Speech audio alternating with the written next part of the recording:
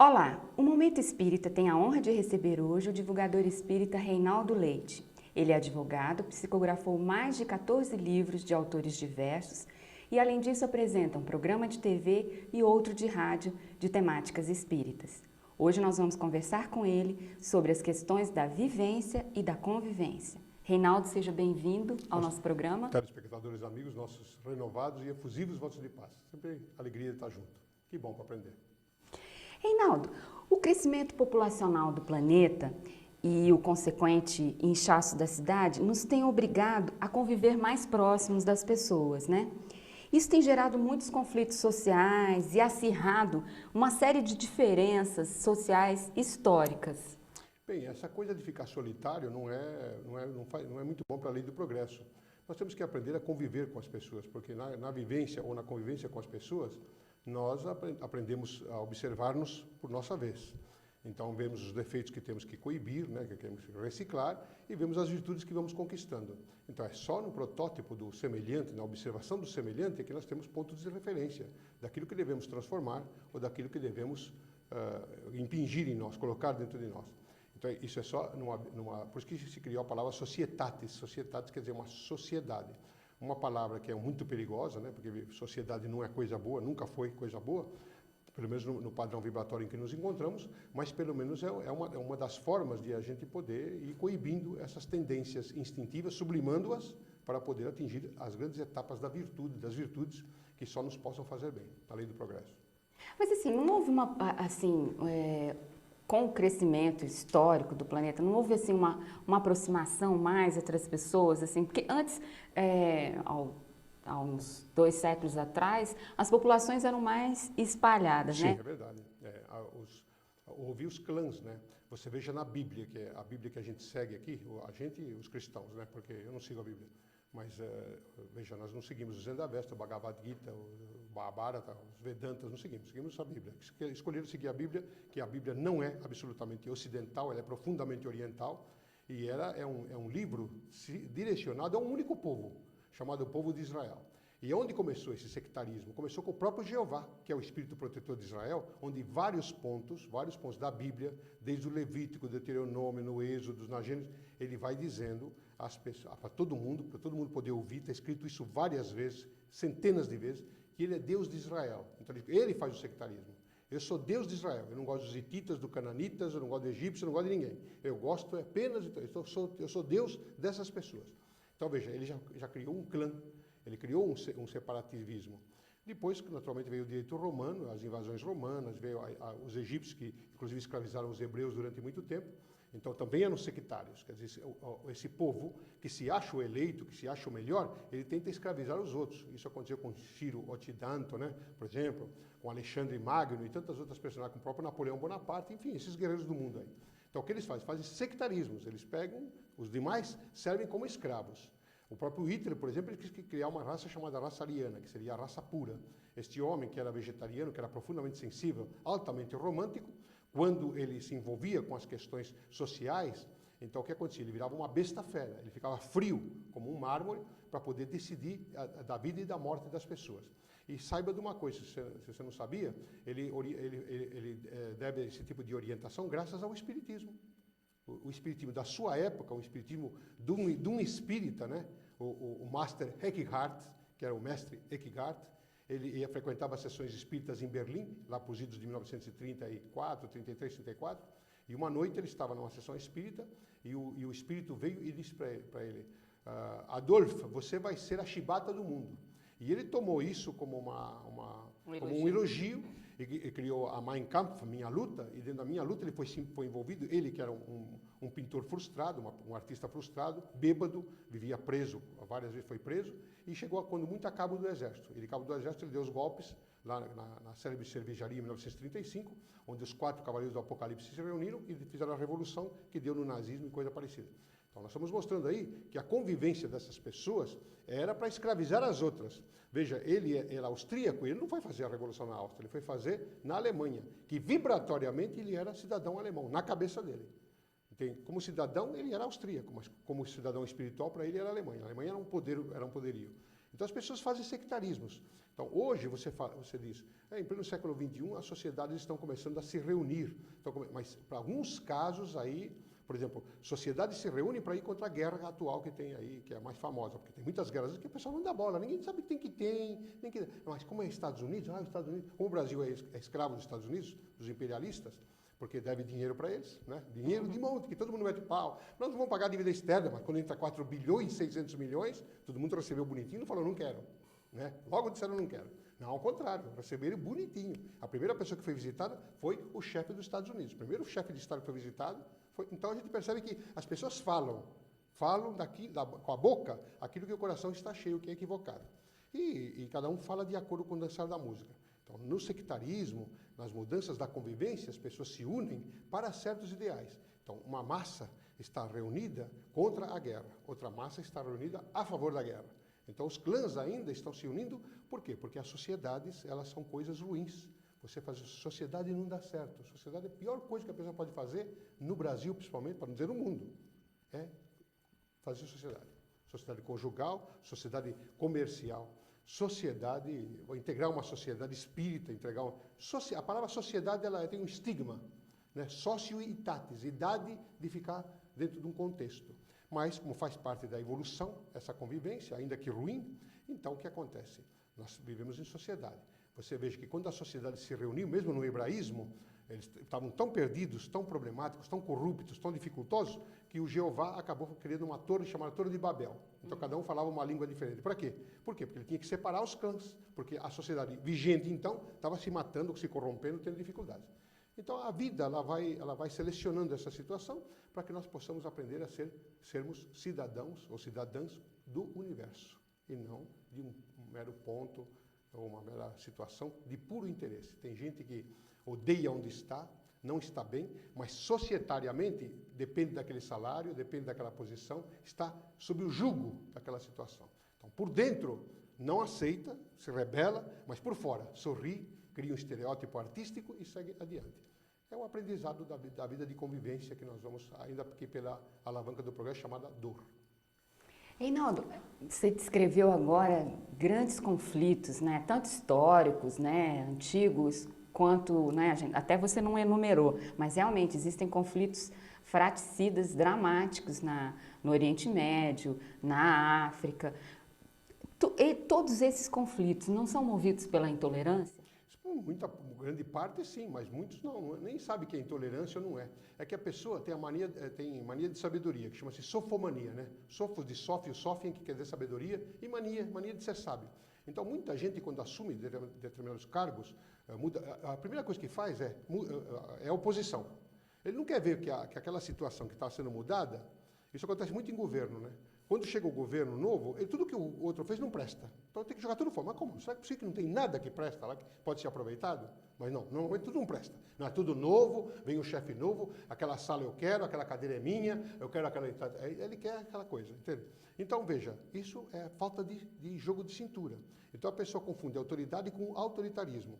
E a grande parte dos seres humanos, eles agem com autoritarismo, um sistema de autoridade, e não com idade de autoridade. Porque autoridade, idade, autoris, itatis, idade do autor. E a pessoa usa o sistema do autor, né? Confunde uma coisa com outra. Então criam-se aí as beligerâncias e a convivência vai se tornando cada vez mais difícil, porém necessária, porque é da fervura, da boa fervura que vai dar o bom caldo, se não passar do ponto. Se passar do ponto, a comida certamente vai se comprometer e o sabor também. Então, a nossa maior dificuldade seria, então, aceitar as diferenças e reconhecer o direito à igualdade? Sem dúvida, sem dúvida. Isso aí é dístico também, inclusive, da própria maçonaria, que tem feito um trabalho magnífico na Terra, nessa condição da igualdade. É igualdade, idade igual. Mas que idade igual? Se eu tenho 62 anos, você tem 40, como é que pode ter uma idade igual? Mas quando se fala dessa idade nesse campo da psicologia humana, se fala da idade cronológica e não da idade biológica. A idade biológica é uma coisa, a idade cronológica é outra. Eu posso ter os 62 anos que tenho e não ser mais sábio do que um rapaz de 30, de 20, de 20 anos. Não, porque depende da idade cronológica. Ele pode ser mais velho e mais experimentado que eu. Entende? Só que os seres humanos não admitem isso. E o pior, eles não olham nem a idade biológica e nem olham a idade cronológica. Eles olham a idade do poder, a idade da da autoridade em que ele se encontra, investido e não sabe exercer. Porque muita gente quer o poder e não sabe exercer. Nós vemos grandes chefes de Estado aí, que são chefes de Estado, que são donos do país, parece que compraram o país, e não têm a menor qualidade de estar onde estão. Uma coisa é você ter tecnicidade para ser. Outra coisa é você ter autoridade de qualificação para ser quem é. Você vê quanto delegado de polícia aí, é ótimo delegado de polícia. Ele conhece o Código Penal, ele sabe aplicar o flagrante, ele sabe fazer toda a técnica policial. No entanto, ele não tem condições psicológicas de estar onde está. E a maioria bebe, toma droga, tem problema, bate na mulher, ameaça filho, dá tiro, fica feito louco. Por quê? Porque ele não sabe que ele tem uma coisa na profissão dele que é beligerante, chamada campo vibratório. Quando ele recebe dos presos que ele maltrata, ele recebe a vingança vibratória. Então, na maioria deles, se acabam suicidas, acabam assassinados, em doenças altamente horríveis e tal. E assim são juízes, assim são promotores, assim são deputados, assim... Houve um tempo de mulheres, as mulheres, esse tal de feminismo, que graças a Deus agora está acabando, ou no começo do feminismo, o que a mulher queria? Ela queria ser homem, ela queria fazer o papel do homem. Em vez de trabalhar pela igualdade, não, ela queria superar o homem. Então, se via que as promotoras de justiça queriam superar, as juízas queriam superar, a deputada queria superar. Para que superar? Por que não igual? Porque tem coisa que a deputada vai fazer que eu não tenho capacidade. Por que não igualar? Então, fomos vibrando ao longo do tempo, eu pelo menos fui. Fui vibrando e hoje já há uma, sabe, a juíza é tão respeitada. Hoje temos juíza na Suprema Corte. Sim. Antes não entrava de jeito nenhum, só entrava a calça comprida, lá de homem. Agora não, graças a Deus, as mulheres foram conquistando essa coisa. Por quê? Era ruim a convivência. Mas a convivência ruim, ela teve que trazer a boa, porque uma hora vem a polaridade. Então, a mulher foi se impondo na condição dela, e aquelas que foram bem colocadas, elas atingiram patamares superiores da vida. Você vê uma Golda Meir, hoje, que ela chora por Israel, como você não imagina no mundo espiritual. Porque ela podia ter feito tanta coisa, mas a vida, colocaram ela no cargo de primeira-ministra muito tarde, porque ela já era uma mulher idosa. Então ela fez o que pôde fazer. Se uniu a Moshe Dayan, que também errou muito, mas no mundo espiritual eles continuam trabalhando a benefício de Israel, que tem tanta guerra. O lugar onde Jesus andou, onde Jesus pregou, é o lugar de maior beligerância que possa existir, um lugar de maior matança que tem. Porque criou-se uma polaridade em torno do Cristo, que colocaram ele acima do que podia ser, do que deveria ser. Ele não, ele é a grande autoridade da terra, que veio à terra com autoridade, não com autoritarismo, dando o que deu. Nós vimos a Indira Gandhi, que foi assassinada pelos seus próprios comparsas, né, os sikhs que estavam lá, seus inimigos, não na frente, mas por trás, como sempre, e a mataram. Ela hoje, com Rajiv Gandhi e seu filho, se uniram para poder fazer. O Kennedy tem se unido aí no mundo espiritual com outras pessoas para poder intuir os que estão no poder. Com o Clinton, que são da mesma estirpe vibratória, eles conseguiram muita coisa, mas com esse que está aí agora, não conseguem. Então, veja, é a convivência que vai trazendo a beligerância, o instinto animal vai se prevalecendo sobre a natureza espiritual. Quando houver ao contrário, você vê, na questão 934 do Livro dos Espíritos, Allan Kardec pergunta, por que o mal vence?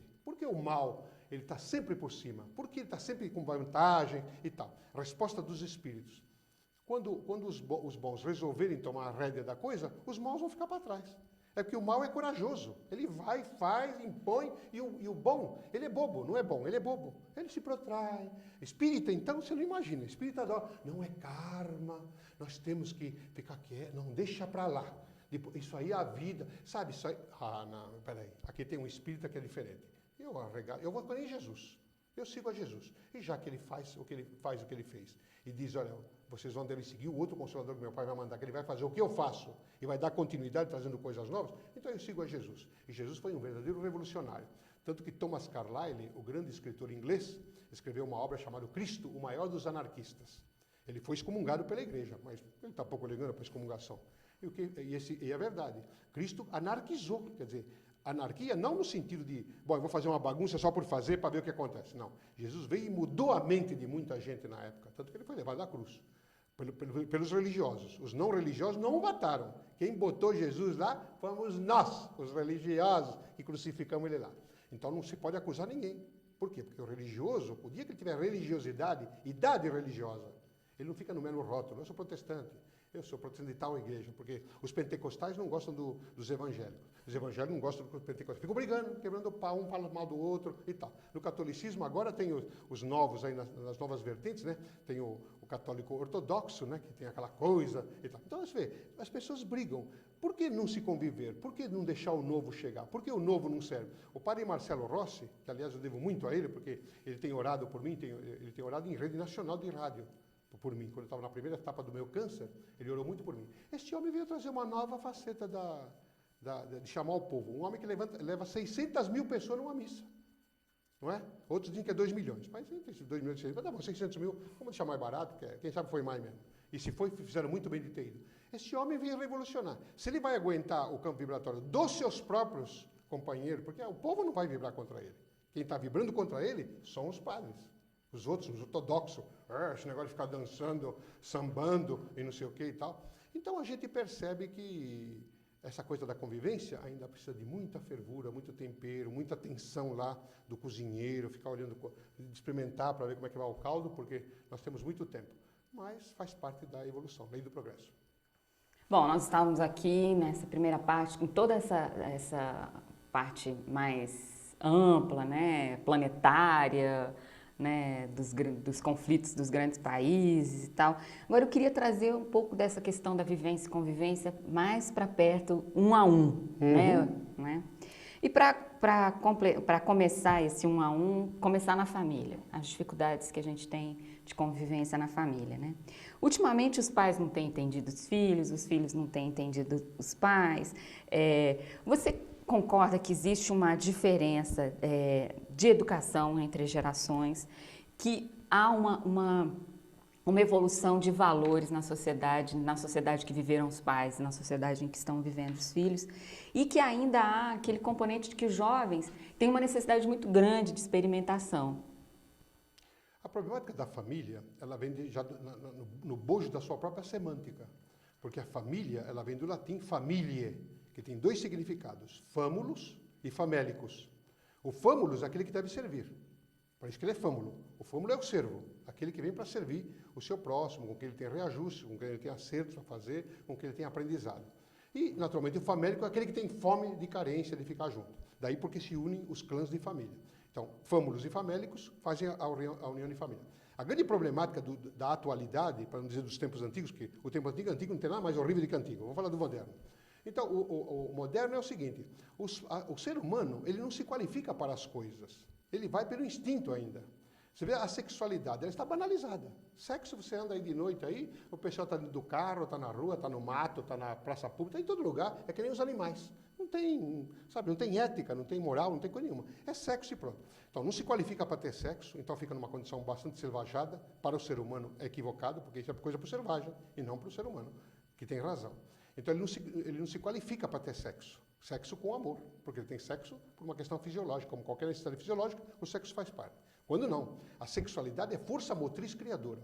No passe espírita, por exemplo, o sexo tem alta preponderância, porque ele é uma usina de força de tal plenipotência que ele é o campo da criatividade. Então, ele trabalha para poder recompor certas situações ou criar novas situações, fazer transformações. Então, nós percebemos aí que as pessoas não se qualificam para o sexo. E dentro do sexo também não se precatam e a mulher acaba engravidando, acabam gerando aí paternidade ou maternidade ou patermaternidade. Então, o que acontece? Bom, se a pessoa não aborta, o que é outro crime nefando, ela deixa que a criança venha. Mas quando deixa que a criança venha, também não tem qualidade para servir. Por quê? Porque as pessoas não se prepararam para mater-paternidade ou para pater-maternidade. O que acontece? A criança fica sem ele nem beira, porque o pai fala uma coisa, a mãe vem e diz outra, porque ela está com raiva do pai. E vice-versa. Principalmente quando estão separados, então, pior ainda. Porque a mulher, agora vai mudar com o novo código, está mudando aí com o novo código, ainda não começou bem para valer. Mas até então, do Código Antigo, de 1916, o Código Civil, o que acontecia? Bom, você não vale nada, mas o teu dinheiro eu quero dar pensão alimentícia. E aí os próprios juízes coniventes com essa situação davam 1/3 dos ganhos da pessoa. Às vezes um bebê de meses o homem ganhava 100 mil reais por mês e tinha que dar 1/3 para um bebê de meses que não gasta nem um salário mínimo. Então nós percebemos aí essa disparidade absurda no campo da família, que começa nos bens materiais.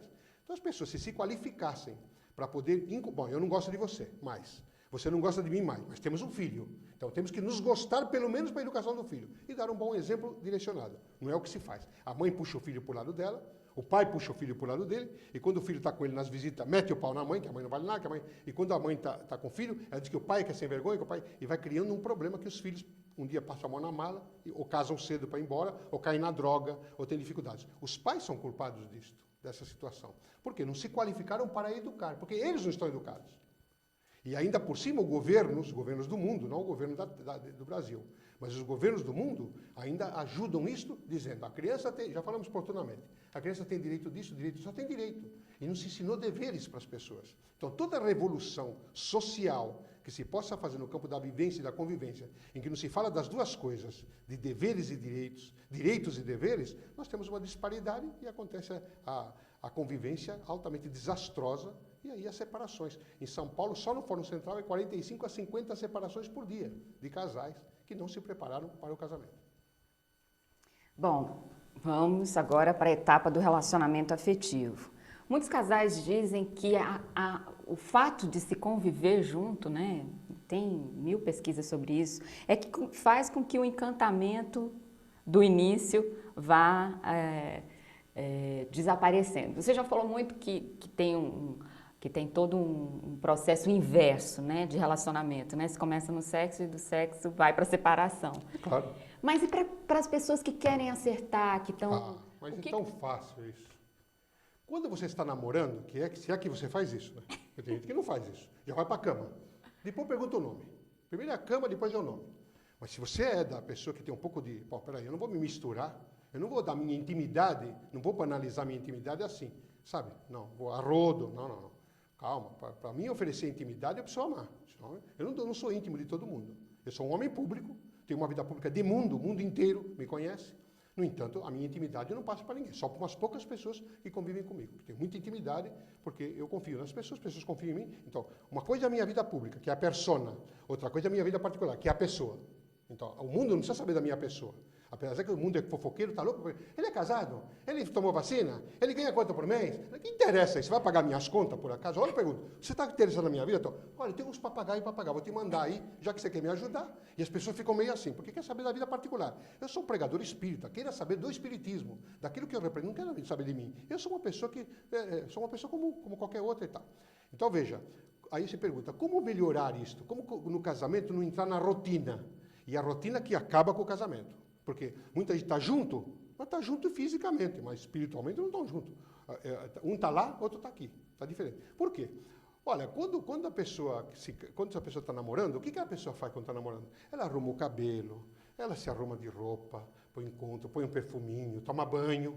Ou tem gente que faz um sacrifício, vai tomar banho. Então toma banho, se arruma e tal. Por que não dá continuidade disso ao casamento? Não. O que acontece? A mulher engorda, feita uma porcalhona, não escova o dente às vezes de manhã, dá chute na porta do banheiro só porque o marido entrou primeiro, ou vice-versa, o marido que tem que trabalhar, então ele dá chute na porta porque ela entrou primeiro.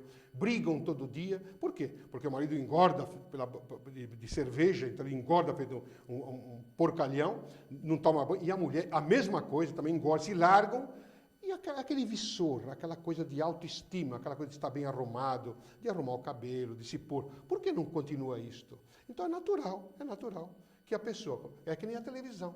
Na televisão você bota, agora é mulheres apaixonadas. Então você olha a mulherada lá, tudo maquiada, aqueles homens também tudo maquiado, tudo arrumado, e aí a pessoa, ela está na sala de pé, vendo a novela, o marido está lendo o jornal, está lá vendo a página de esporte, que é guerra, ou está vendo a página de crime. Então ele está lá lendo e ela está vendo a novela, então ela vê o ator, está arrumado, empoado, muito bem posto. Aí ela olha, começa aí a olhar para ele, daqui a pouco ela vira de lado e vê aquela coisa sentada ali lendo o jornal, não dando a mínima confiança. Então ela faz comparação, ela diz, meu Deus, aonde eu fui amarrar meu burro? Ela diz isso. E aí começa o adultério mental, pelo menos o mental começa. Então por que as pessoas não resgatam isso, continuando a namorar o resto do tempo? Por quê? O homem se cuidando, porque ele tem que se cuidar para ele, não tem que se cuidar para a mulher. Mas claro que isso vai refletir na mulher. E a mulher se cuidar também para ele, e para ela e para ele, com reflexo. Então haveria uma condição de casamento melhor. Trocar uma roupa, trocar um penteado de vez em quando, não ficar penteado a vida inteira aquele tipo de penteado. Olha, eu conheço fulana ou fulano, que tá, olha, eu conheço ele de longe. Por quê? Porque usa sempre o mesmo tipo de roupa. Eu tenho um parente meu, que eu não vou falar, porque como esse programa pode ir em rede nacional, ele não vai gostar. Mas ele usa sapato Brog. Vocês conhecem sapato Brog? Não. Sapato Brog é aquele sapato antigo que tem uns desenhos na ponta. Ele tem uns perfuros na ponta e é amarrado. Sapato de amarrar, que eu não gosto. Então ele usa sapato de amarrar. Então ele põe aquele sapato. Ele usa só marrom, sapato Brog, desde que eu conheço ele, que já faz mais de 40 anos. Então, a mesma coisa todo o tempo. Sabe que hoje ele está com 88 anos de idade. Sabe o que ele tem hoje? Já de alguns anos para cá? Mal de Alzheimer. Por quê? Ficou naquilo, não saiu daquilo. O mal de Alzheimer, que é a fixação da mente em determinadas coisas padrão, e acabou. Aí quando os neurônios começam a ter problemas com as sinapses neuroniais, a dopamina, a serotonina, a endorfina, a noradrenalina, começam a ter dificuldades, o que acontece? Ele vai fixando. É o campo obsessivo, o espiritual, que os médicos não levam em consideração, mas eu levo, e aí ele começa a fixar naquela coisa, ele não sai daquilo. Por quê? Porque a pessoa não coloca, de vez em quando, um rumo novo. E a convivência, então, torna-se profundamente dificultosa. E veja, é uma receita simples. Você mude de vez em quando, para seu prazer. Não precisa ser prazer dos outros. Você muda a roupa, muda o terno, muda o penteado, muda, sabe? É isso aí. Eu, depois dos 60 anos, não tenho mudado muito. Por quê? Porque com 60, depois dos 60, cai tudo. Cai cabelo, cai a pele, a pelanca. Isso também que você pensou, cai também. Cai tudo, tudo. Então, o que fazer? Revigorar. Tomar umas vitaminas, melhorar o padrão, se auto-querer bem.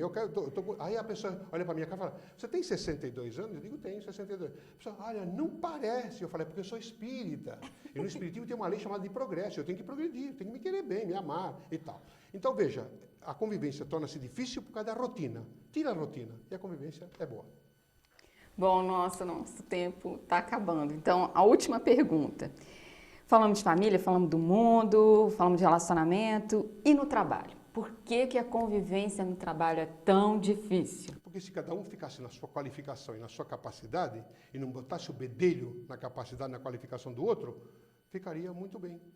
Então, quando a pessoa se colocar no seu lugar, não, eu vim aqui para trabalhar para esse tipo de coisa. Eu não tenho nada que me preocupar com, mas eu dependo do trabalho do outro. Você depende do trabalho do outro, mas o outro, quando chegar para você, ele é em série. Não fez? O chefe está lá para resolver o problema. Você não tem nada que... A grande dificuldade da convivência no trabalho também é de autoridade e autoritarismo.